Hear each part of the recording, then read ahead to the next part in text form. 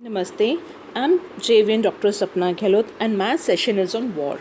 इसमें वॉर में हम 2-3 सेशंस बनेंगे। जनरली पहले मैं आपको बताना चाहूँगी कि इसमें हम डिस्कस करेंगे war, meaning, definition, classification of war, functions of war, causes of war, contribution of war, the future of war as an instrument of national policy and alternate to war or condition of peace। आज का जो session war का होगा that is simple meaning, definition and the classification of war. Now war, अंतर्राष्ट्रीय विवादों का शांतिपूर्ण हल न होने पर इनके समाधान के लिए युद्ध के उपाय का अवलंबन किया जाता है। युद्ध राज्यों के मध्य सशस्त्र सेनाओं द्वारा किए जाने वाला एक ऐसा संघर्ष है जिसमें दोनों एक दूसरे को बलपूर्वक जीतकर उसमें अपनी बात से मनवाना चाहते हैं।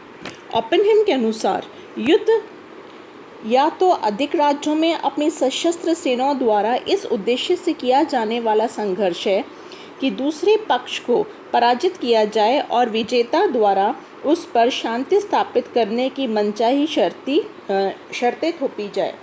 युद्ध से संबंधित कुछ तथ्य हैं, जैसे कि युद्ध के लिए एक से अधिक समूह की आवश्यकता होती है। इन समूह के मूल उद्देश्य एक दूसरे के विरोधी होते हैं। इन समूह के हित परस्पर इतने विरोधी और उग्र हो जाते हैं कि समझौते की संभावना प्राय नहीं होती। अपने हितों की प्राप्ति के लिए शक्ति का एक प्रकार से व्यवस्थित प्रयोग किया जाता है। युद्ध का उद्देश्य अपने हितों को प्राप्त करना और दूसरे पक्ष पर अपनी इच्छाओं को थोपना होता है।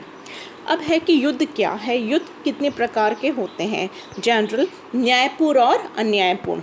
मध्यकाल में धार्मिक आधार पर युद्धों को न्यायपूर्ण और अन्यायपूर्ण रूप से विभाजित किया जाता था।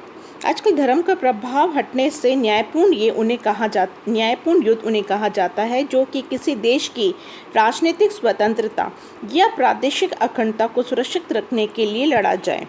विस्तारवादी नीति में प्रेरक युद्ध को अन्यायपूर्ण होते हैं या फिर उन्हें हम अन्यायपूर्ण युद्ध कहते हैं।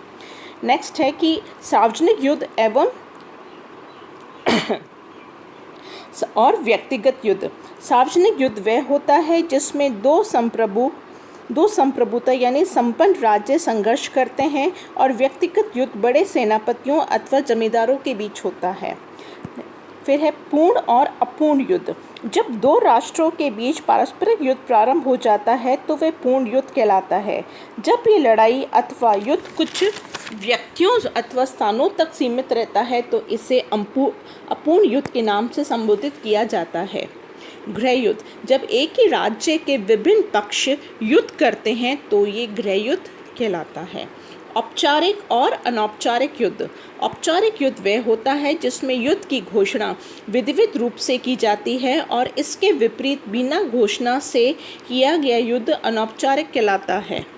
छापामार युद्ध, जब दूसरा पक्ष प्रबल होता है तो उसे एक राज्य छापामार युद्ध तरीके से अपनाता है। इसमें आक्रमण गुप्त रूप से चोरी छिपे शत्रु पर छापा मारने के रूप में होते हैं। यही कारण है कि इसे छापामार युद्ध कहा जाता है। 19वीं शताब्दी में इन युद्धों को अवैध कहा जाता था। नेक्स्ट है कि समग्र यानी टोटल वॉर। आधुनिक समग्र में केवल 2 वर्षों देशों में सेनाओं में ही युद्ध नहीं होता, बल्कि जनता में भी युद्ध में भी होता है। यानी कि पहले क्या था, समग्र ये होता है कि पहले सिर्फ युद्धों में होता था, 2 देशों में सिर्फ युद्ध, 2 जो सेना थी उनमें होता था। लेकिन अब क्या होने लगा है कि इस विभिन्न वर्षों से कुछ चीज़ आने लगी है कि देशों की सेनाओं में ही युद्ध नहीं होता, बल्कि जनता भी उसमें भाग लेती है। इसलिए इस प्रकार के युद्ध को समग्र युद्ध कहा जाता है।